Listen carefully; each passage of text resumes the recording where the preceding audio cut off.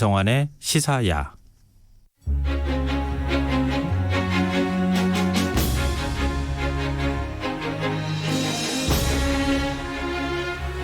용산에 있는 국립중앙박물관에 가면 중앙홀에 크고 아름다운 탑 하나가 있는 걸 보실 수 있습니다. 바로 경천사 10층 석탑인데요. 높이가 13.5m에 달하는 이 탑이 야외가 아닌 박물관 실내에 모셔져 있는 이유가 있다고 합니다. 오늘 흔적의 역사에서는 110여 년 전에 일어난 경천사 10층 석탑 약탈 사건을 좀 들여다보려고 합니다. 경향신문 이규환 선임 기자 나오셨습니다. 안녕하세요. 네, 안녕하십니까. 네. 이 지금 국립중앙박물관에 딱 들어가면 되게 웅장한 탑이 하나 있어서 보셨죠? 저는 맨 끝에 있습니다. 본 적이 있는데 아마 가보신 분들은 아실 거예요. 워낙 인상적인 장면이기 때문에. 근데 이 경천사 탑이 일본에 갔다가 돌아온 얘기를 지난주에 얘기해 주신 적이 있잖아요. 그렇습니다. 근데 그러면 110여 년 전이면은 1900년대 연에 벌어진 사건입니까? 예, 그렇습니다. 너무 황당하고 기막힌 사건이어서 이번 주에 한번 본격적으로 다뤄보고 싶어서 이렇게 들고 왔는데요. 1907년 3월 7일 대한매일신보가 특종 기사를 하나 씁니다. 아시다시피 당시에 그 대한매일신보하면 되게 유명한 신문입니다. 영국인 어니스트 베셀이 발행 편집인이었고 독립운동가가 된 그 양기탁 선생이 이제 총무였던 신문이거든요. 그래서 그 영국인의 치외법권을 이용해서 발행한 대표적인 민족지다라고 볼 수가 있고, 물론 뭐 나중에는 그 국권 침탈 후에는 일제가 뭐 매일 대한자 빼가지고 그 매일신보라고 해서 총독부 기관지로 전락을 시키긴 하지만은요. 이 배설이라고 우리나라 말로 배설이죠. 예, 그렇습니다. 굉장히 유명한 분이고. 네, 그렇습니다. 제가 알기로는 훈장도 받으신 분 아닌가요? 뭐 그랬겠죠. 예, 우리나라에서 굉장히 그렇습니다. 그 기여를 많이 하신 분으로 평가받고 있는데요. 근데 지금 경천사탑 약탈 사건을 그러면은 대한매일신보가 특종 보도를 해서 당시 사회가 이 문제에 대해서 굉장히 심각하게 인식하기 시작했다는 거잖아요. 예, 뭐 비화가 됐는데 기사 내용이 기막히죠. 그러니까 1907년 1월에 그 대한제국을 특사 자격으로 방문한 다나카 자작의 흉계로 그 국내 대신인데요. 그 무기를 가진 일본인들이 경천사 탑을 급습해서 무단으로 해체한 다음 일본으로 실어갔다라는 내용이 기사였어요. 좀 황당하네요, 정말.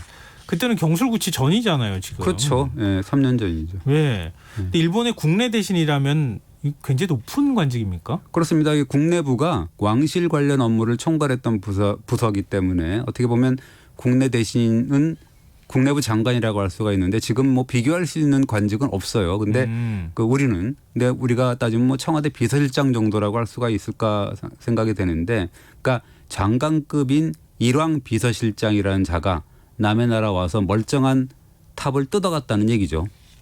그 당시에 이미 국권이 일본한테 찬탈됐다. 미스터 선샤인 그 드라마 보면 나오지 않습니까? 그렇죠. 의병들이 막 저항하고 그랬던 시점이잖아요. 그래서 한 10,000명도 넘게 의병들이 사망하고 그랬다는 얘기를 제가 어디서 본 기억도 있는데, 근데 지금 어떤 탑이기에 이렇게 국내부 대신이라는 자가 와가지고 탑을 막 뜯어가는 이런 일이 벌어진 겁니까? 근데 아까 그 말씀하셨지만 높이가 한 13m가 넘는다고 말씀하셨잖아요. 그리고 이 탑이 개성 인근인데 그 풍덕군이라는데 개풍군입니다.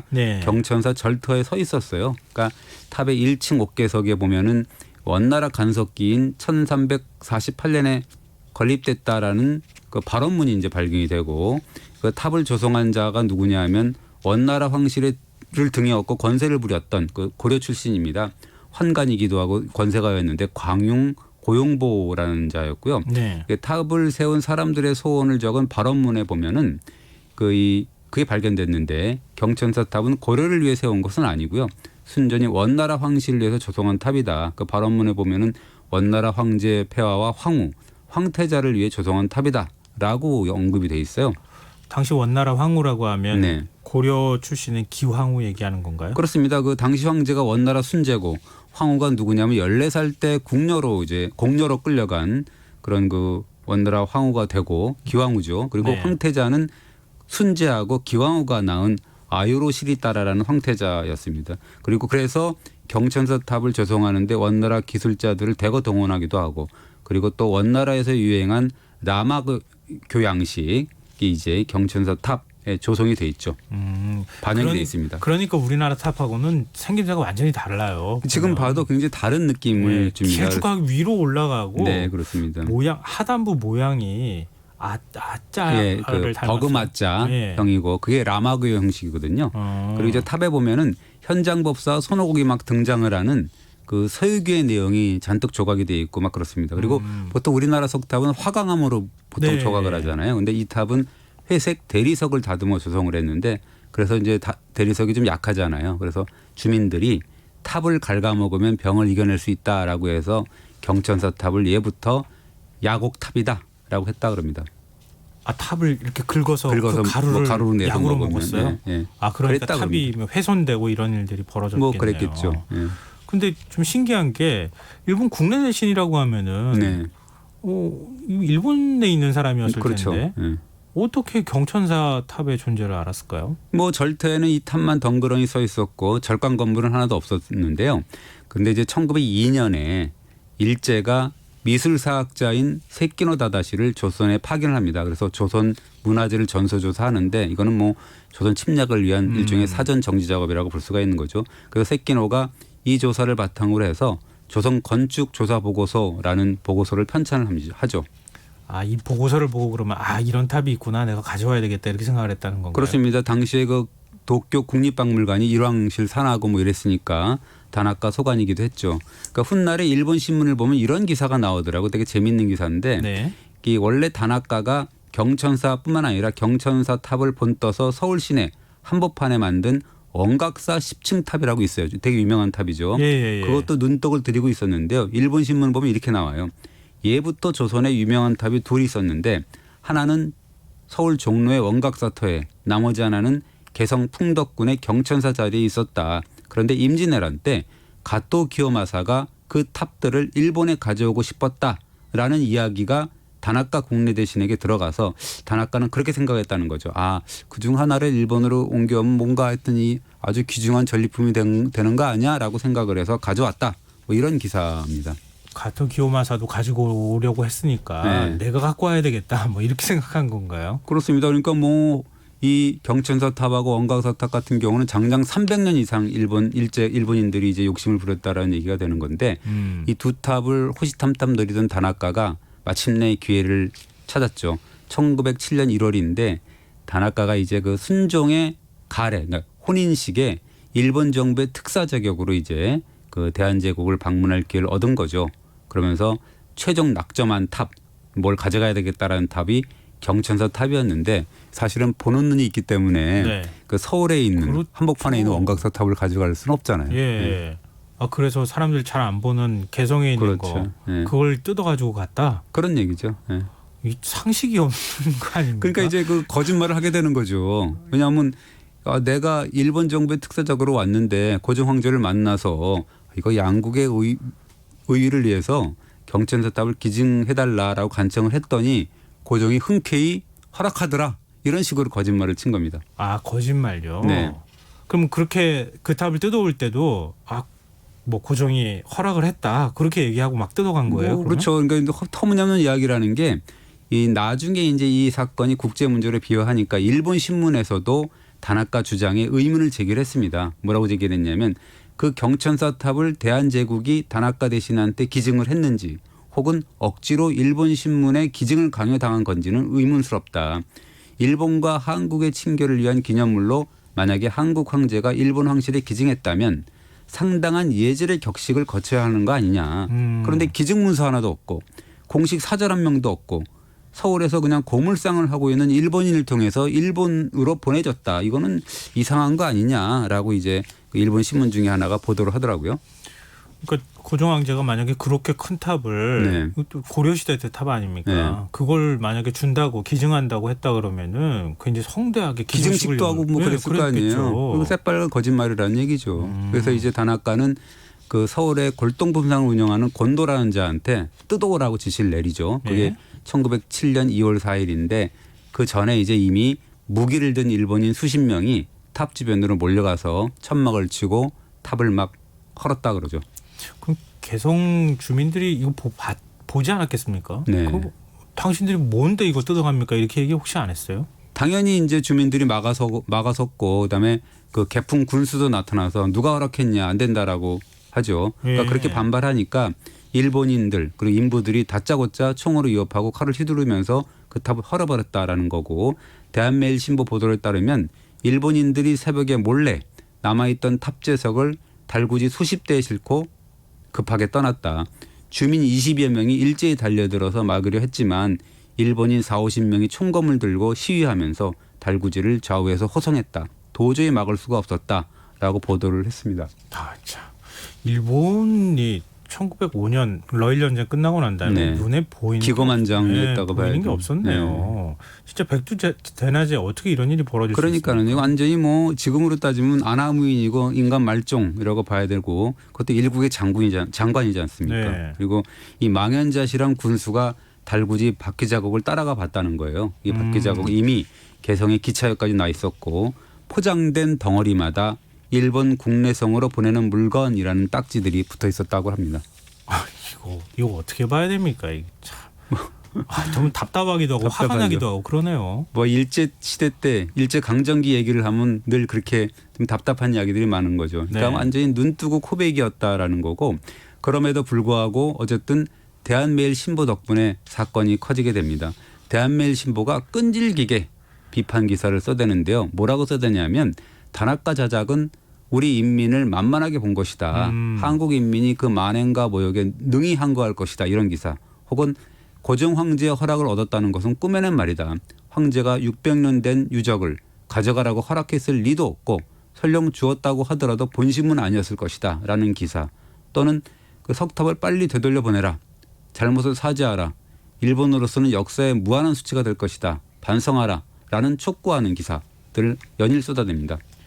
기자 정신, 언론의 정신이 어떠해야 하는지를 보여준 것 같은데요. 지금 우리나라 신문들도 상당히 배워야 될 점입니다. 끈질긴 이 정신이 이제 필요할 것 같은데요. 네. 일본 신문 대부분에서도 다나카 만행이 좀 너무했다 싶었나 봐요. 그래서 다나카를 비판했는데 이륙신문이라는 건 뭐냐면 만약 탑을 가져온 절차가 잘못됐다면 다나카가 책임을 지어서 두 나라 황실에 누를 끼쳐서는 안 된다라고 책임론을 제기하기도 하고 그다음에 일제 통감부가 발행하는 영자재가 있습니다. 서울 프레스라고. 네. 그조차도 대한매일신보의 보도를 인용하면서 다나카를 비판을 하는데요.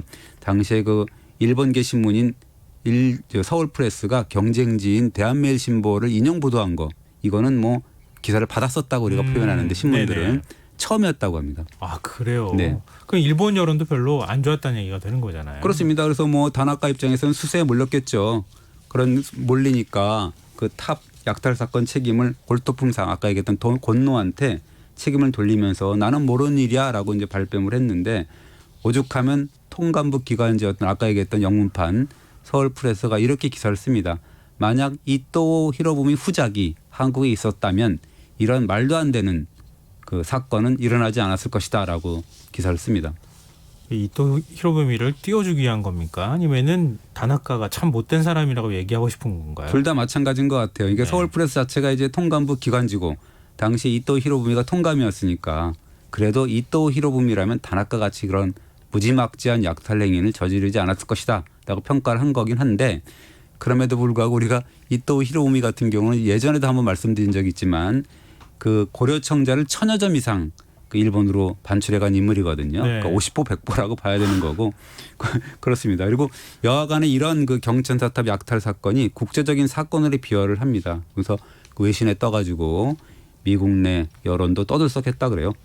이건 거의 해외 토픽감이 된 거네요. 지금도 아마 그런 일이 있었으면 해외 말도 안 되죠. 되는 거죠. 남의 나라 탑을 네. 이렇게 했다는 거니까요. 그래서 그렇게 된 데는 대한매일신보 발행인이었던 어니스트 베셀 그다음에 월간지인 코리아 리뷰 발행인이었어요. 미국인 호머 헐버트의 공이 컸는데요.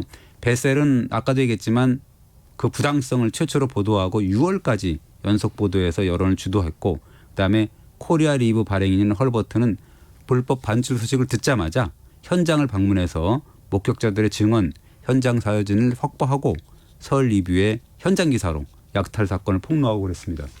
제 기억이 맞습니까? 헐버트가 그 의병 사진 그 그 찍었던 분 아닌가요? 글쎄요. 제가 지금 약간 좀 헷갈리긴 하는데 약간 제가 그랬던 기억이 좀 나긴 네. 나는데요. 이런 외국 언론인들의 활약 때문에 결국은 우리나라의 국가적인 어떤 소중한 문화유산이 일본에 빼앗기지 않았다는 얘기가 되는 거네요. 그 뭐 미스터 션샤인 뭐 드라마를 봐도 거기서 뭐 이 외국인 기자가 와서 그 의병들을 취재하고 뭐 그런 장면이 나오더라고요. 근데 헐버트가 일본 영자 신문인데요. 저펜 크로니컬의 폭로 기사를 막 실기도 하고요. 그다음에 또 일본의 저펜 메일이라는 신문, 그다음에 미국의 뉴욕 포스트 이런 데에서도 불법 약탈을 비판하는 기고를 막 싣고요. 헐버트의 경우는 유명하죠. 우리가 1907년에 헤이그 만국 평화회의 네. 거기에 황제의 밀사로 파견이 되는데 현지 신문에 경천사 10층 석탑 사건은 일본이 조선의 문화를 파괴한 것이다라고 비판하는 그런 내용을 또 기사가 나옵니다.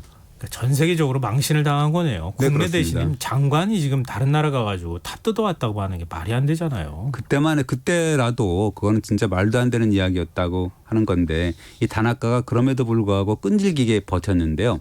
그렇지만 한일 병합 이후에 초대 조선 총독이 된 데라우치 마사다케가 그렇게 얘기를 하죠. 내 관할에 있었던 문화재를 감히 일본으로 가져갔냐, 빨리 돌려보내라 라고 이제 다나카를 계속 궁지에 몰아넣게 되죠. 내가 지배하는 곳이니까 네. 좋은 말 때 갖고 와라. 그렇죠. 지난번에 말씀드렸지만 그걸 좀 그러니까 데라우치가 좀 이렇게 가상한 거 아니야 이렇게 생각을 할지는 몰라도 그건 아니라고 말씀드렸잖아요. 예. 이게 뭐냐면 조선은 일본의 영원한 속국이니까 문화재는 일본에 있으나 조선에 있으면 마찬가지인데 이왕이면 내가 통치하는 이곳에 갖다 조선에 놔라. 있어야 된다라고 한 거고 경천사탑도 마찬가지였던 거죠. 다나카 입장에서 굉장히 난처했겠네요. 그렇습니다. 그래서 이 다나카 역시도 장관이었으니까 만만치는 않았을 텐데 이게 데라우치가 일본 본국의 총리로 나가요. 그러다 보니까 위상이 완전히 거꾸로 이제 되는 네. 거죠. 그러다 보니 입지가 약해지기도 하고 그다음에 조선의 2대 총독이 그 하세가와 요시미치인데 하세가조차도 빨리 돌려줘라. 이거는 우리 거다. 그리고 지금 뜯지도 않고 지금 다나카 당신 집에 있지 않냐. 이거는 뜯지 않고 있다는 거는 말이 안 되는 거 아니냐 이렇게 이제 얘기를 하게 되는 거죠. 네.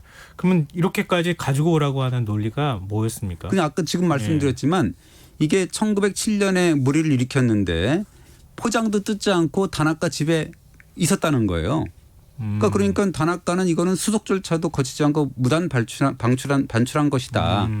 경천사탑은 어떤 이유로도 사유물이 될 수가 없다. 그리고 조선의 간섭은 폐사하면은 절에 부속된 탑은 나라의 소유로 귀속된다. 예. 따라서 총독부 소관이다라는 논리를 폈죠. 그럼 경천사탑이 실제로 돌아오는 건 언제였어요? 1918년 11월에 돌아오게 되는데 포장된 그 상태로 돌아오게 되거든요. 아. 문제는 뭐냐면 포장이 너무 오래돼가고 11년이 지난 다음에 돌아오잖아요. 예. 그러니까 포장 그 상태가 막 늘러붙고 이래가지고 완전히 그 이 복원도 불가능할 정도로 있다가 이제 한 뭐 40년 만에 뭐 이렇게 60년에 복원이 되고 1960년. 예. 그리고 2005년에도 한 번 더 복원하고 뭐 이런 식으로 되는 거죠.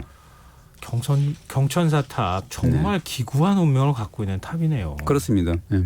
아, 참 이 고려 땅에 고려 시대 때 세워놓고 그리고 난 다음에 다시 일제 빼앗기고 네. 그리고 다시 되돌아오고 지금 국립중앙박물관에 또 하나는 뭐냐면 비둘기 똥 이런 것 때문에 대리석이 좀 약하잖아요. 화강암이 아니어서. 네. 그래서 그것 때문에 실내에 둘 수밖에 없는 상황. 풍화가 잘 되거든요. 대리석이. 그래서 지금 탑골공원에 있는 원각사탑도 그것도 지금 이렇게 되게 유리로 했죠. 예, 그 그래서 이제 있잖아요. 박물관으로 안으로 모셔놓은 겁니다. 아, 기구하죠. 어떻게 참 보면. 기구한 네, 탑의 그렇습니다. 역사 얘기를 좀 오늘 들려주셨습니다. 네. 우리 유산을 잘 지켜야 되겠다는 또 생각도 다시 한번 하게 됩니다. 네. 오늘 흔적의 역사 지금까지 경향신문 이기환 선임기자와 함께했습니다. 고맙습니다. 네, 감사합니다. 오늘 모바일 상품권 당첨자는 홈페이지 공지사항에서 확인하실 수 있습니다. 김성환의 시사야 오늘 순서는 여기서 마치겠습니다. 지금까지 시사평론가 김성환이었습니다. 고맙습니다.